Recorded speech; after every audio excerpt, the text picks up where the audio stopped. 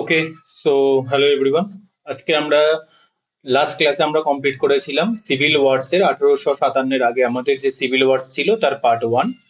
আজকের আমরা কমপ্লিট করব আমাদের পার্ট 2। ওকে, সো আমরা পার্ট 2 টা দেখে নিই। পার্ট 2 তে আমরা প্রথম যে বিদ্রোহটা কভার করব, দিস ইজ পলিগার্স রিভল্ট, মানে কি পলিগার আন্দোলন। ঠিক আছে, তো আমি আজকে থেকে ইংলিশ প্লাস বেঙ্গলি দুটো ভার্সনে নিয়েছি। অনেকের বেঙ্গলি হলে সুবিধা হয় সেই কারণে। ওকে, তো দেখো পলিগার্স বিদ্রোহটা কি বলছে। বেসিক্যালি আমি প্রথমেই বলে দিই, পার্ট 1 ক্লাসে আমরা বলেছিলাম এই সমস্ত যে সিভিল ওয়ার, কৃষক বিদ্রোহ বা তোমার উপজাতি বিদ্রোহ এগুলো আছে না, এগুলোর উপরে কেবল আর কেবল ফ্যাকচুয়াল কোশ্চেন পড়ে। এবার ফ্যাকচুয়ালের মধ্যে কোন কোন ডেটাগুলো ইম্পর্টেন্ট, সেটা হলো তোমার এই যে বিদ্রোহগুলো আছে এদের টাইম, এদের লিডার, ইন্ডিয়ান প্লাস ব্রিটিশ দুটো, এবং লোকেশন।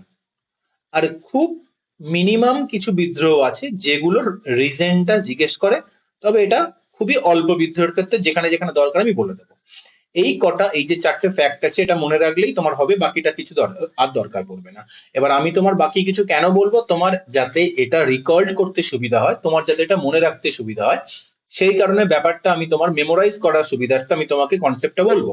বাট তোমার অ্যাকচুয়ালি প্রয়োজন হবে এই কটা ফ্যাক্টের। ওকে, দেখো অ্যাকচুয়ালি পলিগার কারা। পলিগার সম্পর্কে আমরা ইঙ্গ-মহীশূর যুদ্ধও পড়েছি ইন ডিটেলে। আজকেরও আমি আবার তোমাদের বলে দিচ্ছি, পলিগার অ্যাকচুয়ালি দক্ষিণ ভারতের স্থানীয় সামন্ত বা সামরিক সামরিক প্রধান। সামরিক প্রধান মানে কি, এদের মেনলি কাজ ছিল যে মানে সেনাবাহিনী প্রদান করা, সেনাবাহিনী প্রোভাইড করা। ঠিক আছে, কি ছিল, মনে করো কোনো একটা স্থান আছে, ওখানকার যে জমিদার আছে এই পলিগারদেরকে এক একটা গ্রাম দিয়ে দিত। ঠিক আছে, এক একটা গ্রাম দিয়ে দিত, এবং এই গ্রামগুলোতে কর সংগ্রহ করতে বলে দিত, যে তোমরা এই গ্রামগুলো থেকে কর সংগ্রহ করতে পারো। এখানকার প্রশাসনিক তোমরা পরিচালনা করবে, প্রশাসনকে তোমরা পরিচালনা করবে।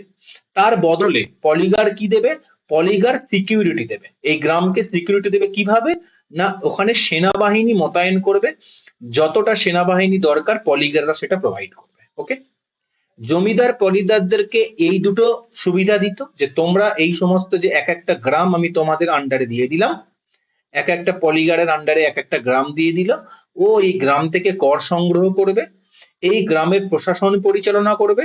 এই দুটো সুবিধা পাওয়ার পরিবর্তে পলিগাররা কি রিটার্ন দেবে, পলিগাররা ওই গ্রামে সিকিউরিটি প্রোভাইড করবে, মানে সেনাবাহিনী প্রোভাইড করবে। ঠিক আছে, পলিগার্সরা কোথাকার বাসিন্দা ছিল, অ্যাকচুয়ালি ছিল দক্ষিণ ভারতের বাসিন্দা। ওকে, চলো নেক্সট কি। আচ্ছা, পলিগার আন্দোলন কবে হয়েছিল, 1795 থেকে 1805। এই টোটাল 20 বছরের মধ্যে, এই টোটাল 10 বছরের মধ্যে বিভিন্ন সময় বিভিন্ন রকম পলিগারদের সাথে ব্রিটিশদের আন্দোলন হয়েছিল। ঠিক আছে, মেনলি দক্ষিণ ভারতের কোথায় যদি বলতে চাও, মেনলি সেটা হবে তামিলনাড়ু। ওকে, তামিলনাড়ুর কোথায়, তিরুচিরাপল্লী বা আহ তিরুনেলভেলি বলে একটা জায়গা আছে সেখানে, মানে যেটা কর্ণাটিক অঞ্চল। আমাকে কেউ বলতে পারবে কর্ণাটিক অঞ্চলের যে ছিল, নবাব ছিল, তার নাম কি, তার নাম ছিল আনোয়ার উদ্দিন, এবং পরে ইনি যখন মারা গেলেন এনার ছেলে ওয়াল্লা ঝা এখানকার নবাব হয়, তাই তো আমরা এর আগে পড়েছিলাম। ওকে, আচ্ছা, এই পলিগারদের আন্দোলনে সবচেয়ে এটা মোট দুটো পর্যায়ে হয়। প্রথম বলে দিই, আমরা এটা পড়ছি প্রথম পর্যায় বা দ্বিতীয় পর্যায় বলো। সবচেয়ে মূল্যবান এবং সবচেয়ে ভাইটাল যে লিডারটা ছিল সেটার নাম কি, সেটার নাম হলো কাট্টাবোমান। কাট্টাবোমান বলে যে ব্যক্তিটা ছিল, কাট্টাবোমান নায়াকান। ওকে, এই কাট্টাবোমান নায়াকান ছিলেন এই পলিগারদের সবচেয়ে উল্লেখযোগ্য একজন নেতা। ভেরি ভেরি ইম্পর্টেন্ট, প্রচুর বার পরীক্ষায় পড়েছে। ঠিক আছে, যে কাট্টাবোমান নায়াকান কোন আন্দোলনের সাথে যুক্ত, পলিগার আন্দোলনের সাথে যুক্ত। ঠিক আছে, আচ্ছা এবার আমি বলি যে এই আন্দোলনটা কাদের বিরুদ্ধে হয়েছিল। এরা অ্যাকচুয়ালি বেসিক্যালি আমরা সবাই জানি ব্রিটিশ ইস্ট ইন্ডিয়া কোম্পানির বিরুদ্ধে এরা আন্দোলনটা করেছিল। ওকে, আচ্ছা এবারে এরা দক্ষিণ ভারতে কি করত, এই যে দেখছি জমিদাররা স্যার এদেরকে এক একটা গ্রাম প্রোভাইড করত, সেই গ্রামে ওরা কর সংগ্রহ করত, গ্রামের প্রশাসনিক কাজ ওরা পরিচালনা করত, তার বদলে গ্রামকে সেনাবাহিনী দিয়ে সিকিউরিটি দিত। ওকে, তাহলে বেসিক্যালি আমরা কি দেখলাম, ওরা নিজেদের মতো স্বাধীনভাবে ওই গ্রামগুলোকে পরিচালনা করতো। তাহলে তো স্যার এখন তো ঠিকঠাকই সময় চলছে, তাহলে বিদ্রোহটা হলো কেন, কারণটা কি? 1781 সালে আর আমাদের এই যে কর্ণাটকের যে নবাব ছিল, সেই নবাবের রাজধানী কোথায় ছিল? আরকুট। এটা আমরা, তোমরা যখন ইঙ্গ মহিষী যুদ্ধ আমরা পড়ি বা আমরা যখন ইঙ্গ ফরাসি যুদ্ধ পড়ি তখন আমরা পড়েছিলাম কর্ণাটিক ওয়ার্স এর মধ্যে। আরকুট ছিল কর্ণাটিক যে নবাব তার রাজধানী। তাহলে এই রাজধানীতে কে বসতো? নবাব বসতো। আর ওখানকার নবাব তখন কে ছিল? ওয়াল্লা ঝা ছিল, আনোয়ার উদ্দিনের ছেলে, ঠিক আছে, ওয়াল্লা ঝা ছিল। ওয়াল্লা ঝা কি করলো, এই তিরুচিরাপল্লী বা তিন্নেভেলি এবং কর্ণাটিক যে অঞ্চলটা, এই দুটো অঞ্চলের যাবতীয় কর সংগ্রহ করার দায়িত্ব কাকে দিয়ে দিল? যাবতীয় কর সংগ্রহ করার দায়িত্ব দিয়ে দিল ব্রিটিশ ইস্ট ইন্ডিয়া কোম্পানিকে। ওকে, এতদিন কি হচ্ছিল, এই দুটো জায়গায় এই দক্ষিণ ভারতের এলাকাগুলোতে কর সংগ্রহ কারা করছিল? বলবে স্যার কর সংগ্রহ করছিল নবাবের হয়ে, কর সংগ্রহ করছিল পলিগার্সরা। এখন এই এলাকায় কর সংগ্রহ কারা করবে? Sir British east India company করবে। তাহলে এখানে কাদের স্বার্থে ঘা পড়লো? বলবে স্যার বেসিক্যালি কথা পলিগারদের স্বার্থে ঘা পড়লো। পলিগারদের এখানে ক্ষমতাও কমে গেল, এখানে স্বাধীনতাও কমে গেল, কেননা যে কাজটা এতদিন ওরা করছিল এবার সেটা ব্রিটিশরা করবে। আর এখান থেকেই ব্রিটিশদের সাথে পলিগারদের একটা শত্রুতার জন্ম নিল। ওকে, এটাই ছিল এখানকার মেন কারণ, এটার জন্যই পলিগারদের সাথে ব্রিটিশদের বিদ্রোহ হয়। তাহলে পলিগাসরা কি মনে করে যে আমাদের সাথে নবাব কি করেছে? বিশ্বাসঘাতকতা করেছে, ওরা সেটা মনে করলো। এবং সেখান থেকে কি হলো, পলিগার ভার্সেস ব্রিটিশদের মানে বিরোধ শুরু হয়ে গেল। ওকে, বিদ্রোহ যদি আরো কিছু কারণ বলবে স্যার যখন ব্রিটিশরা ওই এই যে তিন্নেভেলি এবং কর্ণাটিক এই দুটো অঞ্চলের দায়িত্ব দেয়া হলো, ওয়াল্লাজে যখন ব্রিটিশদেরকে দায়িত্ব দিল, এবার ওয়াল্লা ঝা কেন ব্রিটিশদের দায়িত্ব দিল, ওয়াল্লা ঝার সাথে ব্রিটিশদের সম্পর্ক কেন ভালো, এটা আমরা সব ইঙ্গ ফরাসি যুদ্ধে পড়েছি, আর আমি এখানে সেটা নতুন করে বলছি না, ওই ক্লাসটা দেখে নিলেই তোমরা বুঝে যাবে। ওকে, তাহলে ব্রিটিশরা সেই সমস্ত এলাকায় কিছু নতুন ধরনের ট্যাক্স এনেছিল, যেমন বলতে পারো স্যার হাউস ট্যাক্স, যেমন বলতে পারো স্যার পুলিশ ট্যাক্স, নানান ধরনের ট্যাক্স ওরা এনেছিল। এবং এর ফলে পলিগারদের কি ক্ষমতা কমে যাচ্ছে, পলিগাররাও কি বলছে, নিজেদের সাথে বিশ্বাসঘাতকতা হয়েছে বলে মনে করছে। পলিগারদেরকে ব্রিটিশরা নিজেদের শত্রু হিসাবে দেখছিল, যে এখানে পলিগাররা যতদিন থাকবে ততদিন কিন্তু আমাদের পথে একটা কাঁটা স্বরূপ ওরা মনে করছিল, যে এদেরকে না সরাতে পারলে আমাদের এই ট্যাক্স গুলো নেওয়ার পথটা ঠিকঠাক স্মুথ রান করবে না। ওকে, আর একটা কি, পলিগারদের প্রশাসনিক আর সামরিক ক্ষমতা ব্রিটিশরা একদিন গিয়ে সম্পূর্ণরূপে কেড়ে নেয়। ঠিক আছে, ধীরে ধীরে ধীরে ধীরে যে কাজটা পলিগাররা করছিল সেই কাজটা এবার কারা করতে থাকে, সেই কাজটা এবার ব্রিটিশ ইস্ট ইন্ডিয়া কোম্পানি করতে থাকে। তাহলে এই সমস্ত কারণের জন্য পলিগারদের সাথে ব্রিটিশদের একটা সময় গিয়ে আর পলিগাররা চেপে থাকতে পারলো না, বিদ্রোহের ডাক দিল। ওকে, এই বিদ্রোহের তাহলে নেতাকে আমি একটু আগে বললাম, ভীরাপান্দিয়া কাট্টাবোমান নায়াকান, ভেরি ভেরি ইম্পর্টেন্ট, এটা ছিল পলিগারদের প্রথম পর্যায়ের নেতা, প্রথম পর্যায়ে যে যুদ্ধটা হয়েছিল সেখানকার নেতা। ওকে, আচ্ছা, ইনি ইনি এটা অতটা ইম্পর্টেন্ট নয়, এই ফ্যাক্টটা আমাদের না পড়লেও হবে, অসুবিধা নেই। ইনি 1795 সালে ব্রিটিশদের বিরুদ্ধে বিদ্রোহের ডাক দিয়েছিল। ওকে, এবং সেটা কবে পর্যন্ত চলেছিল? 1799 পর্যন্ত চলেছিল। ঠিক আছে, প্রথম দিকে পলিগাররা এতটা ট্যাকটিক্স এবং এতটা সুন্দরভাবে স্কিলড ওয়েতে যুদ্ধ করছিল না, ওরা ব্রিটিশ বাহিনীকে আরামসে পরাজিত করে দিয়েছিল। ঠিক আছে, কোনো রকম সমস্যা হয়নি।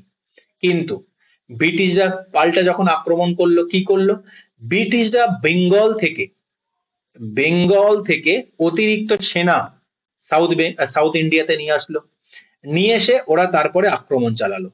আর এখানেই কি হলো, কাট্টাবোমান নায়কান কিন্তু আর জিততে পারলো না, ও শেষমেশ হেরে গেল, এবং হেরে গিয়ে পুরুকোট্টাই বলে একটা জঙ্গল আছে, ইম্পর্টেন্ট নাম, ঠিক আছে, পুরুকোট্টাই জঙ্গলে উনি পালিয়ে গিয়ে ওখানে আশ্রয় নিল। ঠিক আছে, এবার পুরুকোট্টাই জঙ্গলে উনি যে পালিয়ে গিয়ে আশ্রয় নিল, কিছু পলিগার এই পুরুকোট্টাই এলাকাতে এখানে জেলে ব্রিটিশরা বন্দি করে নিয়েছিল, কিন্তু কাট্টাবোমানকে পারেনি, কাট্টাবোমান আগে থেকে পালিয়ে গেছে। ওকে, এবার পুরুকোট্টাই জঙ্গলে ওরা আছে, কিন্তু এখানে একটা রাজা ছিল, তখন কর্ণাটিক এরিয়ায় একটা রাজা ছিল এট্টাপান।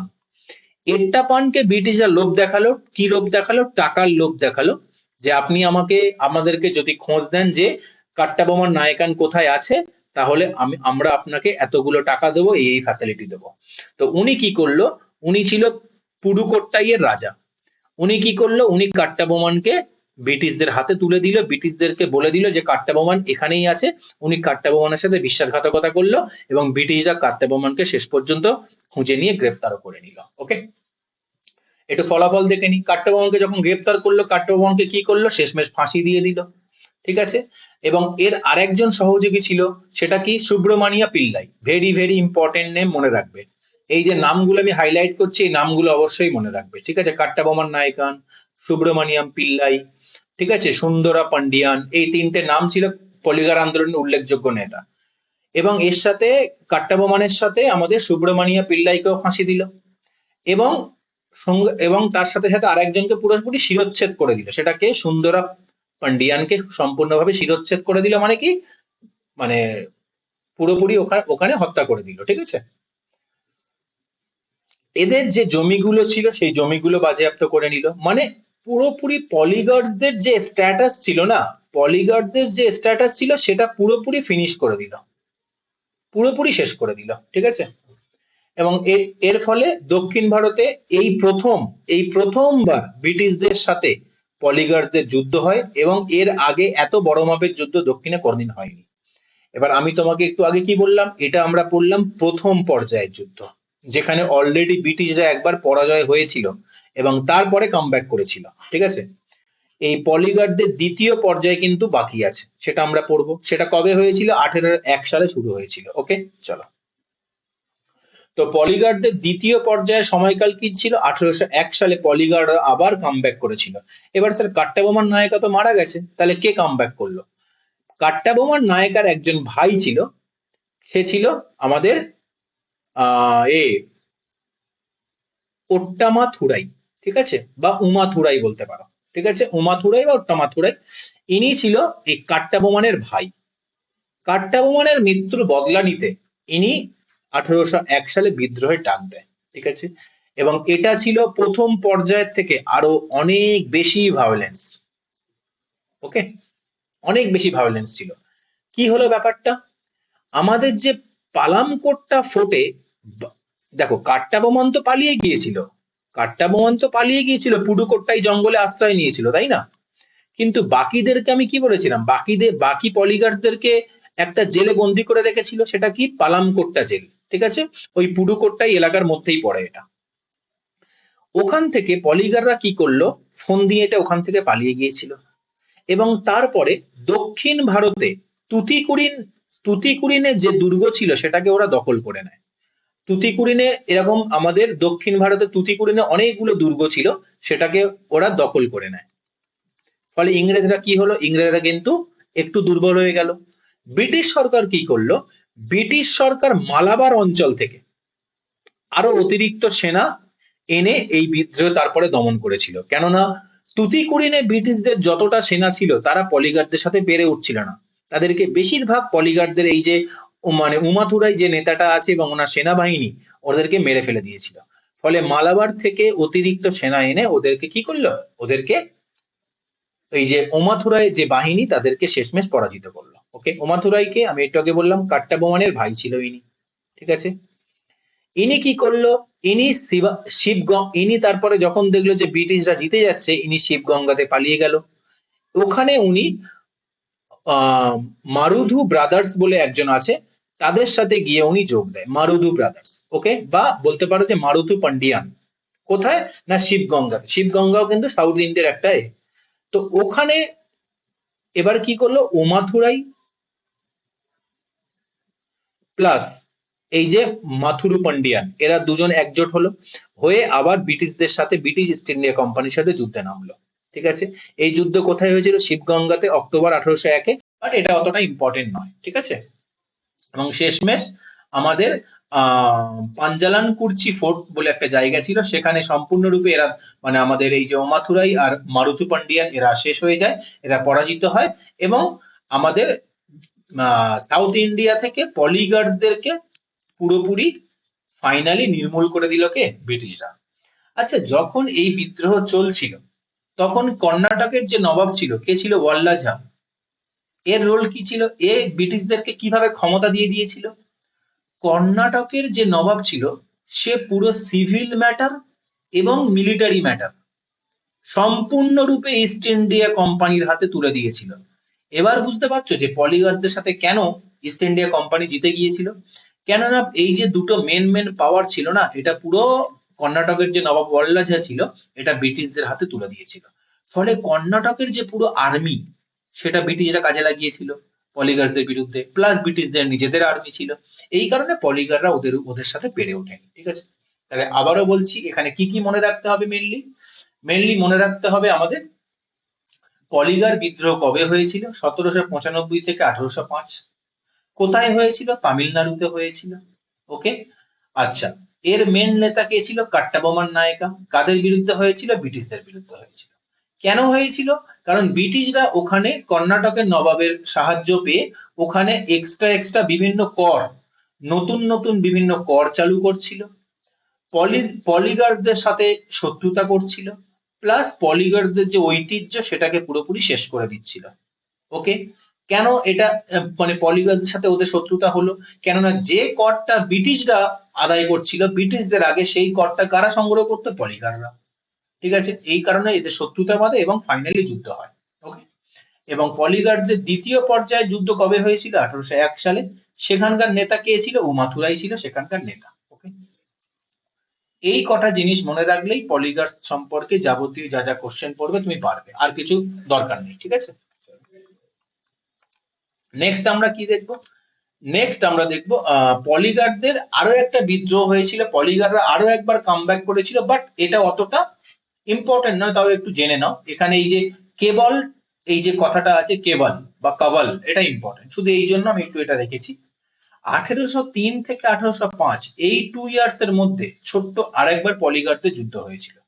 দেখিনি কোথায় হয়েছিল? আরকুট বলে যে জায়গা ছিল, মানে আরকুটের উত্তর ভাগ, নর্থে। ঠিক আছে, মানে যেটা বর্তমানে তুমি বলতে পারো বর্তমানে স্যার তামিলনাড়ু। ওকে, এখানে হয়েছিল। অংশগ্রহণকারী কারা ছিল? পলিগাররা ছিল। ঠিক আছে, মেনলি পলিগাররা এখানে অংশগ্রহণ করেছিল এই যুদ্ধে, বা পলিগাররা এই যুদ্ধটা শুরু করেছিল। কেন হঠাৎ করে শুরু করলো? 1801 সালে তো স্যার পলিগাররা পুরোপুরি শেষ হয়ে গেছিল। ইয়েস, শেষ হয়েছিল, বাট এই যে আরকুটের দেখো নর্থ এলাকার কথা বলছে, এখানে কিন্তু পলিগাররা এখনো টিকে ছিল। অ্যাকচুয়ালি কি হতো, এই যে নর্থ আরকুটে মানে উত্তর আরকুটে, মানে কর্ণাটকের যে রাজধানী ছিল আরকুট, সেখানকার উত্তর ভাগে কাভাল বলে একটা ফি, কাভাল বলে একটা ফি মানে কি একটা ট্যাক্স নেওয়া হতো। আচ্ছা, এই ট্যাক্সটা আদায় কারা করতো? ওখানকার পলিগাররা করতো। ঠিক আছে, এই ট্যাক্সটা অ্যাকচুয়ালি কি? সিম্পল ম্যাটার, কিচ্ছু না। এক একটা যে গ্রাম আছে, এই গ্রামের সমস্ত সিকিউরিটি দায়িত্ব নেবে পলিগাররা, মানে পুলিশের কাজ করবে। রাতের বেলা এই গ্রামটা পাহারা দেবে, দিনের বেলা এই গ্রামে যাবতীয় যা যা মানে বাধা বিপত্তি আসবে পলিগাররা তাদের আর্মি দিয়ে সেগুলোকে সেভ করবে, মানুষদেরকে সেভ রাখবে। ওকে, এটা ছিল পলিগারদের কাজ। এর বদলে কি করতো? এর বদলে ওরা সাধারণ মানুষদের থেকে একটা ট্যাক্স আদায় করতো। ওরা তো সে মানে সার্ভিস দিচ্ছে, তো ওদের স্যালারি স্বরূপ ওরা সাধারণ মানুষদের থেকে একটা ট্যাক্স নিত। সেটাকে বলা হয় কাভাল ফি। সেটাকে বলা হয় কি? কাভাল ফি। এবার ভালো করে দেখো, এই যদি আমার ইন্ডিয়ার ম্যাপ হয়, আমার এইটা কর্ণাটিক এরিয়া। ঠিক আছে, আর আমরা প্রথম পর্যায়ে দ্বিতীয় পর্যায়ে এইটুকু এলাকাকে নিয়ে আমরা পড়েছি। ঠিক আছে, এইটুকু এলাকাকে নিয়ে। আর এখন আমরা কি পড়ছি? এখন আমরা পড়ছি এই এলাকাটা নিয়ে, এলাকাটা নিয়ে। এখানকার কিন্তু পলিগাররা পুরোপুরি শেষ, কিন্তু এখানে পলিগাররা এখনো বেঁচে আছে। আর এখানে পলিগারদের ইনকাম ওরা কিভাবে করে? কর্ণাটকের উত্তর ভাগটাতে এখানে এরা এইভাবে করে, গ্রামগুলোকে পাহারা দেয়, সিকিউরিটি দেয়, এবং তারপরে ওখানে মানুষদের থেকে একটা ওরা ট্যাক্স নেয়, নিয়ে ওদের জীবিকা নির্বাহ করে, যে ট্যাক্সটাকে বলা হয় কাপাল ফি। তো যখন এই এরিয়াতে মানে কর্ণাটকের যখন দক্ষিণ দিকটাতে পলিগারদের পুরোপুরি নির্মূল করলো, এবার ইংরেজদের ফোকাস করলো কোন দিকে? উত্তর দিকটাতে। সেম যেমন দক্ষিণ দিকে করেছিল তেমন উত্তর দিকে করলো। এখানে গিয়ে কি করলো? ওরা পলিগারদের জায়গায় ওরা নিজেরা এই কাজটা করতে থাকলো। মানে কি? এই যে গ্রামগুলো পলিগাররা আর্মি প্রোভাইড করতো সিকিউরিটি দিতে, এখন এখানে আর্মি দিচ্ছে কারা? East India company. এবং তার ফলে এই যে কাভাল ফিটা নিত, এই যে মানুষদের থেকে যে ট্যাক্সটা নিত পলিগাররা, এখন সেই ট্যাক্সটা কে নিচ্ছে? ইস্ট ইন্ডিয়া কোম্পানি নিচ্ছে। ফলে এখানকার পলিগারদের কি হলো? পলিগারদের ইনকামের উপরে আঘাত পড়লো, যে ওদের ইনকাম বন্ধ হয়ে গেল। ফলে এখানকার পলিগাররা কি হলো? ইংরেজদের প্রতি ক্ষিপ্ত হয়ে গেল। ঠিক আছে। আর এই কাভাল ফিটা কেমন ছিল? এটা বংশানুক্রমিক ছিল। মানে মনে করো আমি যদি একটা গ্রামের নিরাপত্তা দিই, তাহলে আমার যে সন্তান হবে সে দেবে, তার যে সন্তান হবে সে দেবে, মানে এটা বংশানুক্রমিক ছিল। তো এখানে যখন ইংরেজরা আঘাত আনলো, এটাকে যখন ইংরেজরা শেষ করলো, তখন কিন্তু পলিগাররা ইংরেজদের বিরুদ্ধে ঘুরে দাঁড়ালো। ওকে, এটাই ছিল মেনলি কারণ। তো এই বিদ্রোহের নেতা কে ছিল? এই বিদ্রোহের নেতা ছিল আমাদের ইয়াদা গুন্টা। ইয়াদা গুন্টা ছিল এই বিদ্রোহের অন্যতম নেতা, ভেরি ভেরি ইম্পর্টেন্ট। ঠিক আছে, আচ্ছা, ওকে। এই বিদ্রোহের পরিণতি, এবং তারপরে এই বিদ্রোহের সাথে আরেকজনকে যোগ দেয় চারাগুল্লু। চারাগুল্লু বলে একজন ব্যক্তি আছে, সে এই ইয়াদা কোন্টার সাথে পরবর্তীকালে যোগ দেয়, দুজন মিলে লিড করে বিদ্রোহটা করে। কিন্তু ফেব্রুয়ারি 1805 আস্তে আস্তে পলিগাররা আর ইংরেজের সাথে পেরে উঠছে না, এবং এদেরকে ইংরেজ মানে ব্রিটিশরা এদেরকে দমন করে দিল। দমন করে কয়েকজন যে নেতা ছিল তাদেরকে মাদ্রাজে বসবাসের নির্দেশ দেওয়া হয়, এবং বলা হয় তোমরা বেশি কিছু আর করবে না, তোমাদেরকে আমরা পেনশন দেবো, চুপচাপ পেনশন নেবে আর তোমরা জীবন যাপন করবে, এর থেকে বেশি তোমাদের আর কিছু করার প্রয়োজন নেই। ওকে। এবং জমিদারির জন্য রাজস্বের যে যে রাজস্বটা উঠতো তার 18% টাকা এই পেনশন স্বরূপ ওদেরকে দেওয়া হতো। ওকে, নেক্সট দেখতে পাবো পলিগার্স থেকে দুটো কোশ্চেন বিগত প্রিভিয়াস ইয়ারে পরীক্ষায় এসেছিল। কি? পলিগার বিদ্রোহের প্রধান নেতাকে? বক্সি জগবন্ধু, ভেলুথাম্পি, বীর পান্ডিয়া কাট্টাবোমান আর গোমধর। আমাদের অ্যান্সার কি হবে? বীর পান্ডিয়া কাট্টাবোমান। ওকে। আর একটা কি এসেছিল? পলিগার বিদ্রোহ কোন অঞ্চলে সংগঠিত হয়েছিল? তামিলনাড়ু, তিরুনেভেলি বলে জায়গা আছে সেখানে, বা এটা কখনো যদি বলে কর্ণাটিক এরিয়া, সেটাও ঠিক হবে। ওকে, নেক্সট নেক্সট আমাদের আন্দোলন কি আছে? দেওয়ান ভেলুথাম্পি বিদ্রোহ, ভেরি ভেরি ইম্পর্টেন্ট। দেওয়ান ভেলুথাম্পি বিদ্রোহটা কবে হয়েছিল? 1808 থেকে 1809 সালে। ওকে, কোথায় হয়েছিল? ত্রেভানকর বলে একটা জায়গা আছে সেখানে। ম্যাপে একবার দেখে নি ত্রেভানকর কোথায়। এই যে দেখো, আজকে যেখানে কেরালা সেখানে আছে ত্রেভানকর। ওকে, হ্যাঁ হয়েছিল। আর এই হলো ভেলুথাম্পি। তো কি হয়েছিল? অ্যাকচুয়ালি 1805 সালে এই যে ভেলুথাম্পি বলে যে ব্যক্তিটা আছে, এনার যে রাজ্যটা সাবসিডিয়ারি অ্যালায়েন্স মানে অধীনতামূলক মিত্রতা নীতির দ্বারা এই যে ত্রাভানকোর যে এলাকাটা আছে সেটাকে ইস্ট ইন্ডিয়া কোম্পানি নিয়ে নেয়। কত সালে? 1805 সালে। ঠিক আছে, সেটাকে ইস্ট ইন্ডিয়া কোম্পানি কি করলো? ইস্ট ইন্ডিয়া কোম্পানি নিয়ে নিল, এবং বলা হলো যে তুমি আমার যাবতীয় যা যা খরচা ব্রিটিশদের হয়েছে এটাকে নিতে, সেটাকে ভর্তুকি স্বরূপ তোমরা দেবে। কিন্তু ত্রাভানকোর রাজা এই যে ভর্তুকিটা দিতে, সঠিক সময়ে ভর্তুকিটা দিতে পারেনি। আমরা সবাই জানি ইস্ট ইন্ডিয়া কোম্পানি কি করে, প্রথম একটা রাজার সাথে যুদ্ধ করে, ওয়ার করে, তারপরে সেটা জিতে গেলে তার থেকেই আবার ক্ষতিপূরণ নেয়, তাই না? তো সেম ভাবে ইস্ট ইন্ডিয়া কোম্পানি বেশ অনেকবার এই যে ত্রাভানকোরে যে রাজা ছিল তাদের সাথে যুদ্ধ করেছিল। ঠিক আছে, কিন্তু তারপরে একদিন গিয়ে সাবসিডারি অ্যালায়েন্স মানে অধীনতামূলক মিত্রতা নীতির দ্বারা উনি এই রাজ্যটা নিয়ে নিল। ঠিক আছে, অধীনতামূলক মিত্রতা নীতি।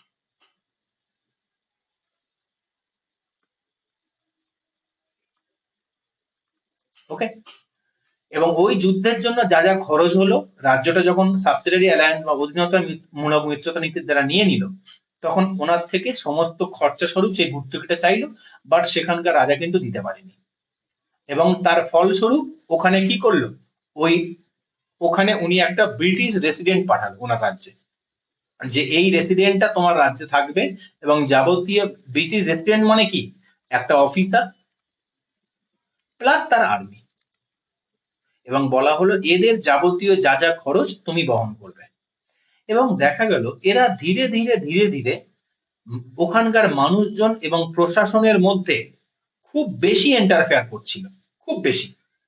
আর এটা দেখে ওই ত্রিভানকোরের যে প্রধানমন্ত্রী ছিল, দিওয়ান ছিল, সেটা তার নাম কি, ভেলুথাম্পি, ইনি কিন্তু এটাকে ঠিকভাবে নেননি। ওকে, আর ইনিই ছিলেন এই বিদ্রোহের সবচেয়ে অন্যতম একজন নেতা ভেলুথাম্পি, ঠিক আছে। ইনি একটা সময় গিয়ে কি করলো, ব্রিটিশদের বিরুদ্ধে আমাদের বিদ্রোহের ঘোষণা করলো, যে ব্রিটিশরা আমাদের রাজ্যের মধ্যে খুব বেশি ইন্টারফেয়ার করছে, এদেরকে আমাদের রাজ্যে রাখা যাবে না, এদেরকে এখান থেকে হটাতে হবে।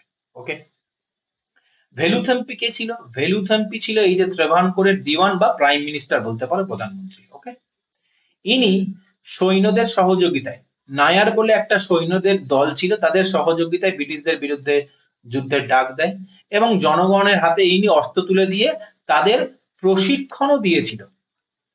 মানে ভেবে নাও, যুদ্ধটা কিন্তু একদিনের নয়, ইনি অনেক দিন ধরে এই প্রস্তুতি নিচ্ছিল গোপনে গোপনে, জনগণদের প্রশিক্ষিত করছিল, করে ব্রিটিশদের বিরুদ্ধে যুদ্ধের ডাক দেয়। কিন্তু কি হলো দেখ, এবং এনার এই যে যুদ্ধের ডাক দেওয়াটা, সেটার নাম কি? সেটার নাম হলো কুন্দারা প্রোক্লেমেশন। মানে কি? বাংলায় হলো কুন্দ্রা ঘোষণা। ওকে, কুন্দ্রা ঘোষণা কে করেছিল? ভেলুথাম্পি করেছিল। কেন করেছিল? কুন্দ্রা ঘোষণা মানেই হলো ওই যে যুদ্ধের যে ডাকটা দিয়েছিল, সেটাইকে বলা হয় কুন্দ্রা ঘোষণা। ওকে, কুন্দ্রা ঘোষণা ডাক দিয়েছিল কেন? মানে সবাইকে, ভেলুথাম্পি সবাইকে যুদ্ধের জন্য ডাক দিয়েছিল। ওকে, এবং তারপরে জনগণকে ব্রিটিশদের বিরুদ্ধে ঐক্যবদ্ধ করলো এবং সংগ্রামের ডাক দিল, এবং ফাইনালি আমরা এই যুদ্ধটা হয়েছিল, এবং ভেলুথাম্পি তারপরে কিন্তু এই যুদ্ধ করতে করতে উনি মারাও গিয়েছিল। এবং তারপরে বিদ্রোহটা আস্তে আস্তে আস্তে আস্তে শেষ হয়ে গেল এবং ব্রিটিশরা ফাইনালি জিতে গেল। ওকে, তাহলে আমাদের কি কি মনে রাখতে হবে এখানে? বিদ্রোহ কবে হয়েছিল? 1808 থেকে 1809। প্রধান নেতাকে ভেলুথাম্পি। ওকে, কারণ কি? এই তিরুচিরাপল্লী এলাকাটা সাবসিডিয়ারি অ্যালায়েন্সের দ্বারা নিয়ে নিয়েছিল কে? ব্রিটিশরা। ঠিক আছে, কোথায়? স্থান কোথায়? ট্রাভানকোর, মানে যেটা বর্তমানে আমাদের কেরালা। ঠিক আছে, এই ভেলুথাম্পি কি ছিল? ট্রাভানকোরের যে পিএম ছিল, প্রাইম মিনিস্টার ছিল। ওকে, এর থেকে বেশি আর কিছু মনে রাখতে হবে না। আর একটা মনে রাখবে, এই যে যুদ্ধের ডাক দিয়েছিল সেটার নাম কি? কুন্দ্রা প্রোক্লেমেশন। 1809 সালে, মানে কুন্দ্রা ঘোষণা করেছিল, মানে চলো আমরা সবাই ব্রিটিশদের বিরুদ্ধে যুদ্ধ করবো। ওকে, যেহেতু এখানে সাবসিডিয়ারি অ্যালায়েন্স বা অধীনতামূলক মিত্রতা নীতি এসছে, তাই আমি এটুকু বলে রাখি, অধীনতামূলক মিত্রতা নীতি সর্বপ্রথম কোন রাজ্য ঘোষণা, মানে কোন অধীনতামূলক মিত্রতা নীতির দ্বারা সর্বপ্রথম কোন রাজ্য ইংরেজরা নিয়ে নেয়? সেটা নিয়ে নেয় 1798 খ্রিস্টাব্দে হায়দ্রাবাদ। অধীনতামূলক মিত্রতা নীতির দ্বারা সবচেয়ে প্রথম যে রাজ্যটা ইংরেজরা নেয় সেটা হলো হায়দ্রাবাদ। কবে? 1798 খ্রিস্টাব্দে। ওকে, এখান থেকে দুটো প্রিভিয়াস ইয়ার কোশ্চেন এসেছিল পরীক্ষায়। কুন্দ্রা প্রোক্লেমেশন বা কুন্দ্রা ঘোষণা কে করে? ভেলুথাম্পি। দিওয়ান ভেলুথাম্পির বিদ্রোহ কোথায় সংঘটিত হয়েছিল? ত্রিভানকোর।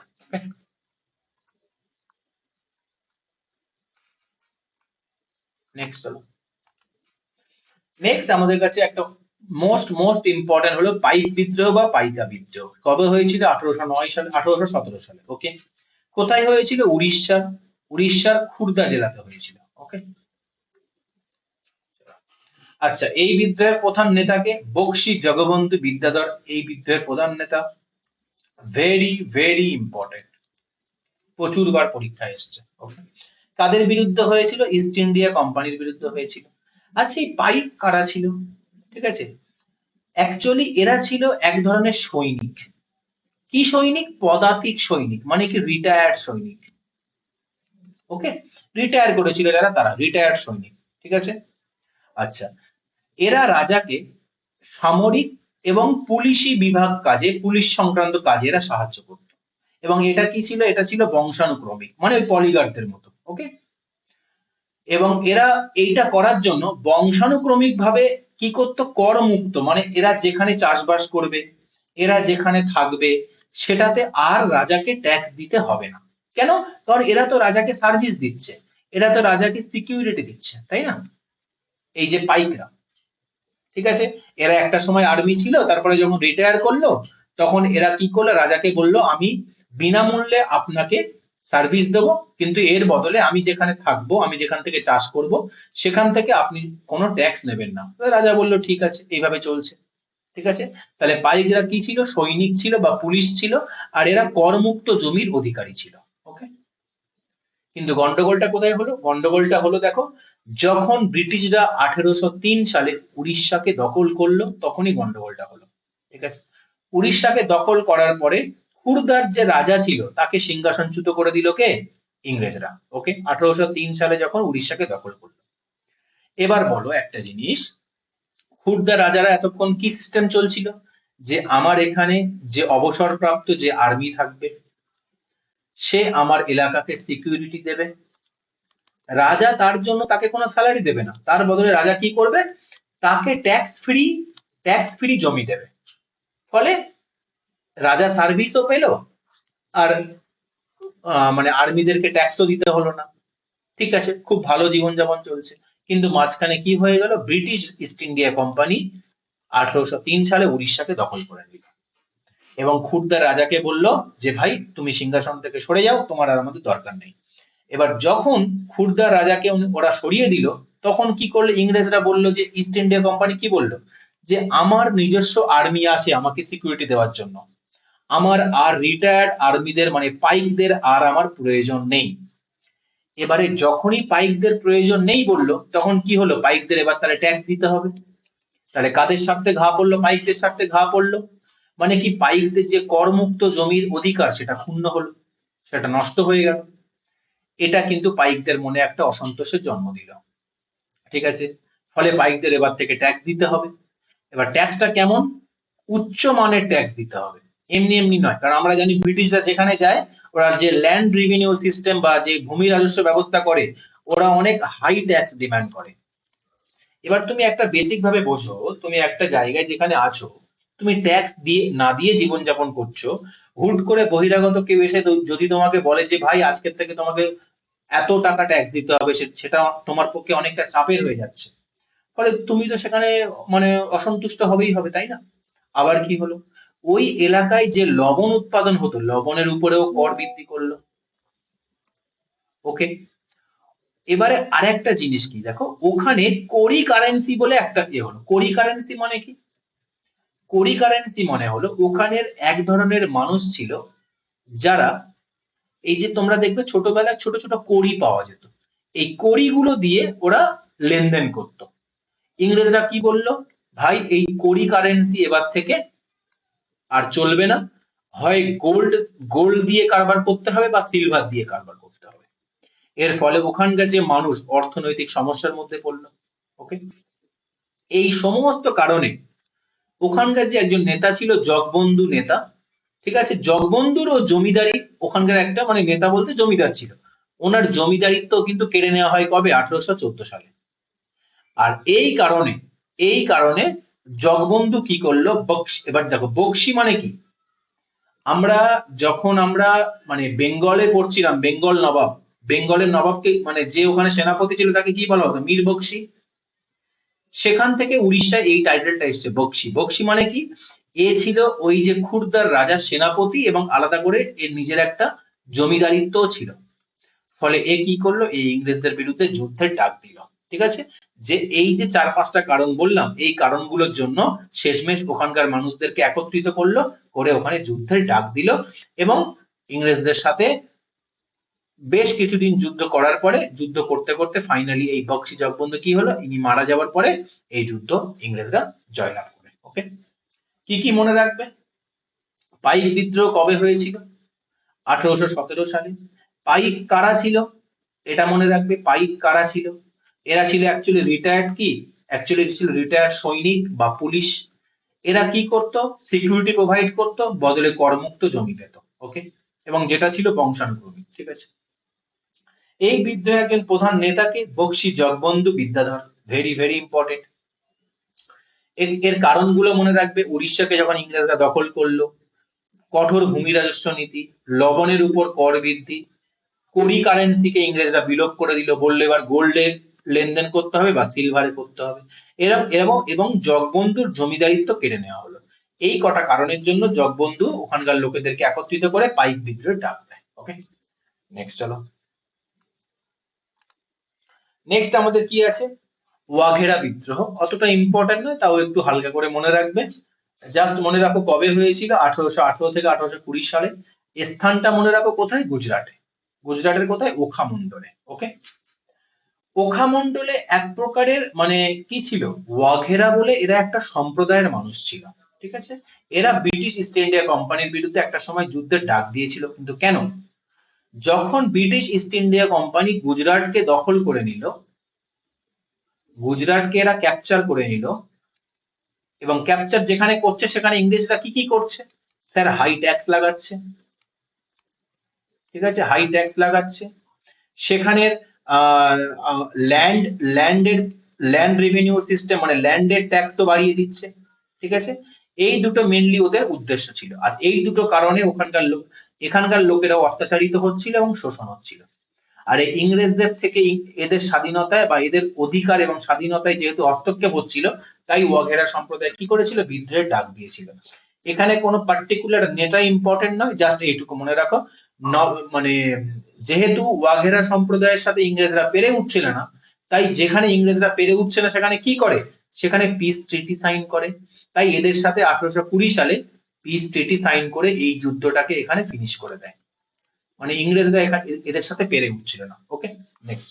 এটা অতটা নন ইম্পর্টেন্ট একটা বিদ্রোহ, শুধু এইটুকু মনে রাখবে, শুধু এইটুকু মনে রাখবে, এটা গুজরাটে হয়েছিল। ওয়াঘেরা কারা ছিল? ওয়াঘেরা ছিল গুজরাটের একটা সম্প্রদায়, ঠিক আছে। কবে হয়েছিল? 1818 থেকে 1820। জাস্ট এই তিনটা ফ্যাক্ট মনে রাখবে। নেক্সট আমাদের আর একটা ইম্পর্টেন্ট বিদ্রোহ, এটা কিন্তু ইম্পর্টেন্ট, হ্যাঁ। আর একটা ইম্পর্টেন্ট বিদ্রোহ কি? সেটা ছিল অহোম বিদ্রোহ। অহোম কোথায় ছিল? আমরা আগের ক্লাসে পড়েছিলাম। অহোম ছিল আসামের একটা সাম্রাজ্য, ঠিক আছে। কবে হয়েছিল বিদ্রোহটা? 1828 সালে হয়েছিল। কোথায় হয়েছিল? আসামে হয়েছিল। এখানকার প্রধান নেতা কে? প্রধান নেতা ছিল গমধর কোনওয়ার, ঠিক আছে। এই কটা মনে রাখবে। নেক্সট কি? কাদের বিরুদ্ধে? নর্মাল ব্যাপার, ব্রিটিশ ইস্ট ইন্ডিয়া কোম্পানির বিরুদ্ধে। কেন হয়েছিল? দেখো, আমরা কি জানি, আহোম যখন ইংরেজদের সাহায্য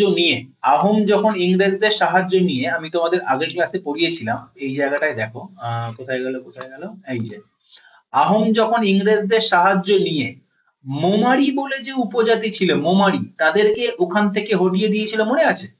তারপরে কি কথা ছিল? যে ইংরেজরা কিছু ক্ষতিপূরণ নেবে, সাপোর্ট করার জন্য কিছু টাকা নেবে, নিয়ে অহোম ছেড়ে দেবে, তাই না? কিন্তু ততক্ষণে কি দেখা গেল? এই যে বার্মিজ বলতে কি? মায়ানমার এই আহোমের উপরে অ্যাটাক করে, যেটাকে বলা হয় ফার্স্ট বার্মার যুদ্ধ। ইংরেজরা এই আহোমের যে রাজা ছিল, এই মায়ানমারের হাত থেকে বাঁচতেও কাদের সাহায্য নেওয়ার কথা বলেছিল? ব্রিটিশদের সাহায্য নেওয়ার কথা বলেছিল। এবং সেখানেও কি যুক্তি হয়েছিল? যে ব্রিটিশরা এদেরকে হেল্প করবে আহোমকে বাঁচাতে, মায়ানমারের হাত থেকে আহোমকে বাঁচাতে হেল্প করবে।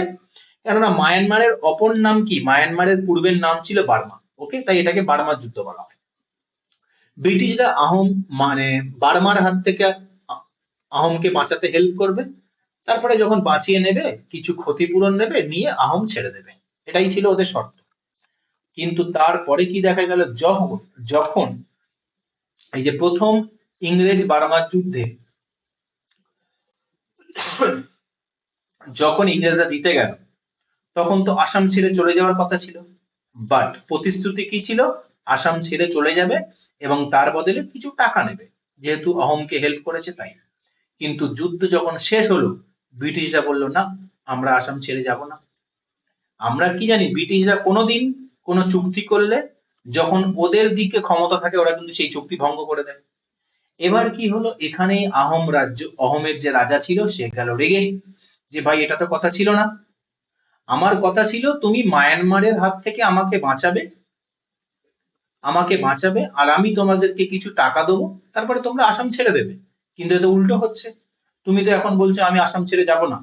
তো অহোমের রাজা এখানে রেগে গেল। ওকে, রেগে গিয়ে 1828 সালে অহোমের যে রাজপুত্র ছিল গমধর কোনওয়ার, তিনি ব্রিটিশদের বিরুদ্ধে যুদ্ধের ডাক দেয়। ওকে, এবং যুদ্ধটা কোথায় হয়? যুদ্ধটা হয় আসামের যে জোরহাট বলে যে জায়গা ছিল, সেখানে হয়। অহোমের রাজা যুদ্ধ ঘোষণা করে এবং এখানে যখন ব্রিটিশরা পেরে উঠছে না, তখন একটা সমঝোতার নীতি বা একটা মনে করো শান্তির চুক্তি স্বাক্ষর করে, যে এই ব্যাপার। কি ব্যাপারে? সেখানে আপার আসামের যে উত্তর ভাগ, সেটা মহারাজা পুরন্দর সিং নরেন্দ্রকে ফিরিয়ে দেওয়া হয়। ইনিও ছিল অহোমের রাজা, ঠিক আছে, অহোম কি। এবং বাকি যে ব্রিটিশরা ছিল এবং বাকি যে অসমের সাম্রাজ্য ছিল, সেটা ব্রিটিশরা নিয়ে নেবে। এই চুক্তি স্বাক্ষরিত হয়। বাট এটা আমাদের কাছে অতটা ইম্পর্টেন্ট নয়। আমাদেরকে তাহলে কি কি ইম্পর্টেন্ট কনসেপ্ট বোঝা গেল। এবার ইম্পর্টেন্ট হলো এটা, যে আমার এখানে 1828 সালে এই বিদ্রোহ হয়েছিল। অহোম বিদ্রোহ কোথায় হয়েছিল? আসামে হয়েছিল। এই বিদ্রোহের প্রধান নেতাকে গোমধর কোনওয়ার। গোমধর কোনওয়ার কে ছিল? আহমেদ রাজপুত্র ছিল। ওকে, এই বিদ্রোহ আসামের কোথায় হয়? আসামের জোরহাটে হয়। ঠিক আছে, ওকে। এই বিদ্রোহের সাথে কোন কোন যুদ্ধের যোগাযোগ আছে? প্রথম ইংরেজ বার্মা যুদ্ধের যোগাযোগ আছে। এই কটা মনে রাখলেই আমাদের হবে। ক্লিয়ার? নেক্সট চলো। নেক্সট আমাদের হলো ওয়াহাবি আন্দোলন, and it is very very important. Okay, এখানেও বেশ দু চারটে ফ্যাক্ট মনে রাখলেই হয়ে যাবে। কি? দেখে নাও। অ্যাকচুয়ালি ওহাবি আন্দোলন কি ছিল? এটা ছিল ইসলামিক ধর্মীয় সংস্কার এবং পুনর্জাগরণের একটা আন্দোলন। ঠিক আছে, এর সাথে ব্রিটিশদের আন্দোলনের তেমন কোনো যোগাযোগ কিন্তু ছিল না। ঠিক আছে, এটা ছিল ইসলাম ধর্মীয় সম্পর্কে আন্দোলন। এই বিদ্রোহের প্রধান নেতাকে? এই বিদ্রোহের নেতা ছিল Syed Ahmed Barelvi. Very very important. Okay, ঘটনাটা কি? ঘটনাটা হলো ওহাবি আন্দোলনের দুটি প্রধান আছে। তার আগে আমি একবার নেতাদের বলে দিই। আরো দুজন নেতা কে ছিল? মোহাম্মদ ইবনে আব্দুল ওয়াহাব ছিল এখানকার নেতা। ঠিক আছে, ইবনে আব্দুল ওয়াহাব, এবং আরেকটা ছিল মানে শাহ আলী উল্লাহ। অ্যাকচুয়ালি কি দেখো, এই যে ওয়াহাবি আন্দোলনের নেতা ছিল সৈয়দ আহমেদ বেরেলভি, ইনি এই যে ইসলামিক ধর্মীয় সংস্কারের যে আন্দোলনটা করেছে, যেটাকে আমরা ওয়াহাবি আন্দোলন বলি, এটার অনুপ্রেরণা বা এটা উনি মোটিভেশনটা কোথা থেকে পেয়েছে? এই ধরনের সেম সেম আন্দোলন সৌদি আরবে কে করেছিল? সৌদি আরবে করেছিল মোহাম্মদ ইবনে আব্দুল ওয়াহাব। আর দিল্লিতে কে করেছিল? শাহ আলী উল্লাহ। এই দুজনের আন্দোলনকে দেখে, যে এরাও যেমন ইসলামিক ধর্মীয় সংস্কারের আন্দোলন করেছিল, এদেরকে দেখে মোটিভেট হয়ে আমাদের সৈয়দ আহমেদ বেরেলভিও এই আন্দোলনটা করে। ঠিক আছে, কোথায় করে? দিল্লি আর সৌদি আরবে হয়েছিল, সেটাকে দেখলো, দেখে এই সৈয়দ আহমেদ বেরেলভি আন্দোলনটা কোথায় করে? এ করেছিল বিহারে। বিহারের কোথায়? বিহারের পাটনাতে। ওকে, ভেরি ভেরি ইম্পর্টেন্ট। ওয়াহাবি আন্দোলন কোথায় হয়েছিল? বিহারে হয়েছিল। ওকে, আচ্ছা, মূল উদ্দেশ্য কি ছিল? অ্যাকচুয়ালি মূল উদ্দেশ্য ছিল, এরা তখন ঘোষণা করেছিল যে আমাদের যে এখন এই যে যদি বলি ভারত, এখানে যে শিখদের যে এরিয়াটা আছে, শিখ সম্প্রদায়, এই শিখ সম্প্রদায়ে অনেক অশান্তি হচ্ছে, অনেক ভায়োলেন্স হচ্ছে। এই যে মানে সৈয়দ আহমেদ বেরেলভির মতে, তাই এখানে শান্তি ফিরিয়ে আনতে হবে। আর এদের মতে এখানে শান্তি ফিরিয়ে আনার একমাত্র উপায় হলো এখানে ইসলাম ধর্মের প্রচার করা। ওকে, তাই শিখ সম্প্রদায়ের সাথে যুদ্ধে জড়িয়ে পড়লো কে? এই যে সৈয়দ আহমেদ বেরেলভি। ওকে, কি ছিল? ইনি বিশুদ্ধ ইসলাম বা পিওর ইসলামকে, মানে এনাদের মতে এটা ফিরিয়ে আনার জন্য ইনি শিখ সম্প্রদায়ের সাথে যুদ্ধের ডাক দিয়েছিল। ওকে, অ্যাকচুয়ালি কি করেছিল? এনাদের সংগঠনের উদ্দেশ্য কি ছিল? যে এই সৈয়দ আহমেদ যিনি ছিলেন, ইনি নিজেকে ইমাম বলে পরিচয় দিতেন। ঠিক আছে, এবং ইনি সারা দেশে কার প্রতিনিধি হিসেবে ঘোষণা করতেন? ইনি বলতেন আমি খলিফার প্রতিনিধি। খলিফা কে ছিল? যে ছিল ইসলামিক হেড কে বলা হতো খলিফা। আর এনার প্রতিনিধি হিসাবে ইনি ঘোষণা করতেন ইমাম। তাই ইনি বলতেন যে যেহেতু পাঞ্জাবের শিখ সম্প্রদায়ে এখন অনেক ভায়োলেন্স হচ্ছে, মানে শিখদের সাথে ইংরেজদের যুদ্ধ হচ্ছে, তাই সেখানে শান্তি ফিরিয়ে আনার জন্য এই শিখদের বিরুদ্ধে আমরা লড়াই করব, করে এখানে শান্তি ফিরিয়ে আনবো। ওকে, মানে কি? দার উল হার্ব। দার উল হার্ব মানে যেটা যুদ্ধের দেশ, যেটা কাদের দেশ? যুদ্ধের দেশ বা অমুসলিম শাসিত অঞ্চল, এটাকে আমরা কি বানাবো? এটাকে আমরা বানাবো দার উল ইসলাম। ওকে, এদের কোন একটা এলাকাকে দার উল হাব থেকে দার উল ইসলামের পরিণত করার জন্য এই যুদ্ধ। ঠিক আছে, এটার সাথে এখন আর কোনো যোগাযোগ নেই, এটা তখনকার মানুষের মেন্টালিটি ছিল। ওকে, তাই শিখদের সাথে এরা কি করলো? ওয়াহাবিরা যুদ্ধ করেছিল। কেন? না দার উল হাবকে দারুল ইসলাম বানাতে। দারুল হাবকে তখন মানে কোন এলাকাকে দারুল হাব বলছিল? এখনকার বর্তমানে যে পাঞ্জাব, মানে যেখানে শিখরা থাকতো, সেই এলাকাকে ওরা দারুল হাব বলছিল, কেননা ওখানে প্রচন্ড অশান্তি চলছিল। কেননা তখন কি চলছিল? ইংরেজদের সাথে শিখদের যুদ্ধ চলছিল। ওকে, বোঝা গেছে? এটাই ছিল এই আন্দোলনের মূল কথা। সিম্পল কি কি মনে রাখবে? ওহাবি আন্দোলন কবে হয়েছিল? ওহাবি আন্দোলন হয়েছিল 1820-র দশকে। এটা সালটাও অতটা ইম্পর্টেন্ট নয়, তুমি শুধু মনে রাখবে এখানকার নেতা ছিল সৈয়দ আহমেদ বেরেলভি। ওকে, কোথায় হয়েছিল? পাটনাতে হয়েছিল। এই দুটো জিনিস শুধু মনে রাখবে, আর কিচ্ছু মনে রাখার দরকার নেই। ওকে, আর একটা কি? দারুল হাব আর দারুল ইসলাম। দারুল হাব মানে কি? এমন এলাকা যেখানে যুদ্ধ হয়। আর দারুল ইসলাম মানে কি? এমন এলাকা যেখানে শান্তি থাকে। মানে এই যে এদের মতে, মানে সৈয়দ আহমেদ বেরেলভিদের মতে এই দুটো মানে, ঠিক আছে? চলো। আর ইনি নিজেকে কি বলেছিল? ইনি নিজেকে বলেছিল যে ইনি নিজেকে ইমাম উপাধি দিয়েছিল। ইমাম মানে কে? যে হলো খলিফার প্রতিনিধি। খলিফা মানে কি? Islamic head. Okay, next. এই যে আমি বললাম শিখদের সাথে ইংরেজদের যে, মানে ওই যে ওয়াহাবিদের যে যুদ্ধ হয়েছিল, মানে সেই সময় পাঞ্জাবে কে শাসন করছিল? পাঞ্জাবে শাসন করছিল মহারাজা রঞ্জিত সিং, তখন শিখ শাসন ছিল। এই মহারাজা রঞ্জিত সিং এর বড় শিখ শাসনের বিরুদ্ধে এই যে ওয়াহাবিরা জিহাদ ঘোষণা করেছিল। জিহাদ মানে কি? যুদ্ধ ঘোষণা করেছিল, ঠিক আছে? এবং কোথায় এই যুদ্ধটা হয়? 1831 সালে বালাকোটের যুদ্ধে সৈয়দ আহমেদ বেরেলভি নিহত হন। মানে মহারাজা রঞ্জিত সিং ওনাকে নিহত করে। ভেরি ভেরি ইম্পর্টেন্ট, ঠিক আছে? ব্রিটিশদের বিরুদ্ধে আন্দোলন কি হয়েছিল? ব্রিটিশরা 1849 সালে পাঞ্জাব শেষমেশ দখল করে নিল। দখল করার ফলে ওরা পাঞ্জাবে ইস্ট ইন্ডিয়া কোম্পানি কি করলো? 1857 সাল বিদ্রোহের পরে ব্রিটিশরা ওয়াহাবিদের বিরুদ্ধে কঠোর ব্যবস্থা নিল। কেননা ওয়াহাবিরা এই শিখ শিখ এরিয়াতে প্রচন্ড ডিস্টার্বিং ক্রিয়েট করছিল। 1857 সালে যখন বিদ্রোহটা হয়ে গেল, তখন ওয়াহাবিদের বিরুদ্ধে ব্রিটিশরা কঠোর ব্যবস্থা নিল। বাট এটা আমাদের না মনে রাখলেও হবে, শুধু এইটুকু মনে রাখবে, সৈয়দ আহমেদ বেরালভি কোথাকার যুদ্ধে মারা যায়? বালাকোটের যুদ্ধে। কে মারে? মহারাজা রঞ্জিত সিং ওনাকে মেরে ফেলে দেয়। লাস্ট আমাদের বিদ্রোহ কি? লাস্ট আমাদের বিদ্রোহ হলো কুকা আন্দোলন। কুকা আন্দোলন কোথায় হয়েছিল? এটা পশ্চিম পাঞ্জাবে হয়েছিল। এটা অ্যাকচুয়ালি শিখদের আন্দোলন ছিল। প্রতিষ্ঠাতাকে ভগৎ জহর মল ছিল।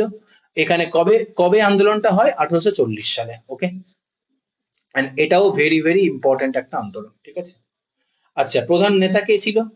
প্রধান নেতা ছিল ভগৎ জহরমল এবং বাবা রাম সিং। ভগৎ জহরমলের অপর নাম কি ছিল? সিয়ান সাহিব বলেও এনাকে ডাকা হতো, ঠিক আছে? ইনি ছিলেন কুকা আন্দোলনের প্রতিষ্ঠাতা। ওকে, এবং নামধারী, এনারা দুজনই ছিল নামধারী শিখ গোষ্ঠীর লোক, ঠিক আছে? নামধারী শিখ গোষ্ঠীর লোক ছিল কে? ভগৎ জহরমল আর বাবা রাম সিং। ওকে, নেক্সট কি? আচ্ছা, এটা একটা কি আন্দোলন? শিখ সমাজকে জাতিভেদ থেকে দূর করার জন্য এই আন্দোলন ওরা করেছিল। কেন? শিখ সমাজে কিছু মানুষ মদ্যপান করে ভায়োলেন্স করত, নন ভেজ খেত, মাদক পান পান করত। শিখ সমাজ থেকে এই জিনিসগুলোকে দূরীভূত করার জন্য এই আন্দোলন করা হয়। এবং শিখ সমাজে যাতে বিধবা বিবাহ আবার চালু করা হয়, সেটা ছিল এই আন্দোলনের প্রধান উদ্দেশ্য। মানে শিখ সমাজকে, শিখ যে ধর্মটা আছে, শিখ যে ধর্মটা আছে সেটাকে সংস্কার করা ছিল এই ধর্মের, এই আন্দোলনের মূল উদ্দেশ্য। আর যদি বলি ওহাবি আন্দোলনের মূল উদ্দেশ্য কি ছিল? ইসলাম ধর্মের সংস্কার। ওহাবি আন্দোলন ইসলাম ধর্মের সাথে রিলেটেড, ইসলাম ধর্মের সংস্কার। ওকে, আর কুকা আন্দোলন কার সাথে রিলেটেড? শিখ ধর্মের সাথে রিলেটেড। ওকে, আচ্ছা, এরা এরা এটা প্রচার করতে চেয়েছিল যে আমাদের নিজেদের শিখ ধর্মের মানুষদের সাথে যাতে শিখ ধর্মের মানুষের বিবাহ হয়, সেই দিকটা এরা প্রচার করতে চেয়েছিল। নারীদের মর্যাদা, নারীদের অধিকার যাতে আরো বেশি স্ট্রং হয়, সেদিকটাও এরা চেষ্টা করেছিল। ওকে, রাজনৈতিক লক্ষ্য কি ছিল? 1849 সালে ব্রিটিশরা পাঞ্জাব দখল করার পরে এই আন্দোলনের লক্ষ্য পরিবর্তিত হয়। মানে 1849-এর আগে এদের শিখ ধর্ম সংস্কারের ছিল এদের প্রধান উদ্দেশ্য। কিন্তু 1849-এ যখন ব্রিটিশরা পাঞ্জাব দখল করে নিল, তখন এই আন্দোলনের কিন্তু উদ্দেশ্য চেঞ্জ হয়ে গেল। তখন কি হলো? তখন এই আন্দোলনের উদ্দেশ্য কি ছিল? তখন এই আন্দোলনের নেতাদের উদ্দেশ্য ছিল যে আমরা পাঞ্জাব থেকে ব্রিটিশ শাসনকে উৎখাত করব এবং পাঞ্জাবে আবার শিখ শাসন প্রতিষ্ঠা করব। ওকে, বোঝা গেছে? তাহলে প্রথম দিকে এর উদ্দেশ্য কি ছিল? প্রথম দিকে এর উদ্দেশ্য ছিল শিখ ধর্মের সংস্কার। কিভাবে সংস্কার করবে? না, এখানে বিধবা বিবাহ চালু করবে, এখানকার মানুষদের থেকে যে নেশাক্ত যে জিনিসগুলো আছে, অ্যালকোহল পান করা, মাংস পান করা, এগুলোকে এখান থেকে দূরীভূত করবে। ইন্টার কাস্ট ম্যারিজ চালু করবে, মানে নিজের ধর্মের ছেলের সাথে নিজের ধর্মের মেয়ের বিয়ে, এবং নারীদের মর্যাদা আরো অনেক বৃদ্ধি করা। কিন্তু এটা ছিল 1849-এর আগের গল্প। দেখো 1840 সালে তো এটা শুরু হয়। কিন্তু যখন 1849 সালে ফাইনালি ব্রিটিশরা শিখ পাঞ্জাবকে দখল করে নিল শিখদেরকে হারিয়ে, তখন এদের আন্দোলনের উদ্দেশ্য চেঞ্জ হয়ে গেল। এরা দেখলো যে এখন তো আমাদের মানে কি বলবো, এখন তো আমাদের জীবনের সংকট চলে এসেছে, ব্রিটিশরা আমাদেরকে মেরে ফেলে দেবে। তাহলে কি করলো, তখন এদের আন্দোলনের মোড় চেঞ্জ হয়ে গিয়ে এরা বলল এখন থেকে আমাদের উদ্দেশ্য হবে পাঞ্জাব থেকে ব্রিটিশ শাসনকে উৎখাত করা এবং পাঞ্জাবে আবার আগের মতো শিখ শাসন পুনঃপ্রতিষ্ঠা করা। ওকে, ক্লিয়ার? আর এটাই ছিল আমাদের সিভিল ওয়ার। এই যেগুলো আমি ইম্পর্টেন্ট মার্ক করেছি সেগুলো কিন্তু তোমরা মাস্ট মাস্ট ভালো করে করবে, এগুলো খুবই ইম্পর্টেন্ট। অহোম আন্দোলন ইম্পর্টেন্ট, ওয়াঘেরা অতটা ইম্পর্টেন্ট নয়, পাইক আন্দোলন ইম্পর্টেন্ট। ওকে, এবং আমাদের আরেকটা যেটা ইম্পর্টেন্ট সেটা হলো তোমার পলিগার। দেওয়ান ভেলু থাম্পি অতটা ইম্পর্টেন্ট নয়, বাট পলিগার আন্দোলনটা কিন্তু ভেরি ভেরি ইম্পর্টেন্ট। ওকে, এই আন্দোলন কটা ভালো করে তোমরা ফ্যাক্ট গুলো নোট করবে, আলাদা করে কোনো বই পড়তে হবে না, জাস্ট এই ফ্যাক্ট গুলো নোট করলেই হবে, খাতায় ছোট ছোট করে নোট করে নেবে তাহলেই এনাফ, এগুলোর উপরে খুব বেশি কনসেপচুয়াল পড়ে না। ওকে, সো আমরা আমাদের এটা ছিল সিভিল ওয়ার ক্লাস, এরপরে আমরা কৃষক বিদ্রোহের শুরু করব। ওকে, সো থ্যাংক ইউ অ্যান্ড ভালো করে পড়াশোনা করো, এগুলো ভালো করে ছোট ছোট করে নোট করবে এবং সেটা বারবার রিভাইজ করো। ওকে।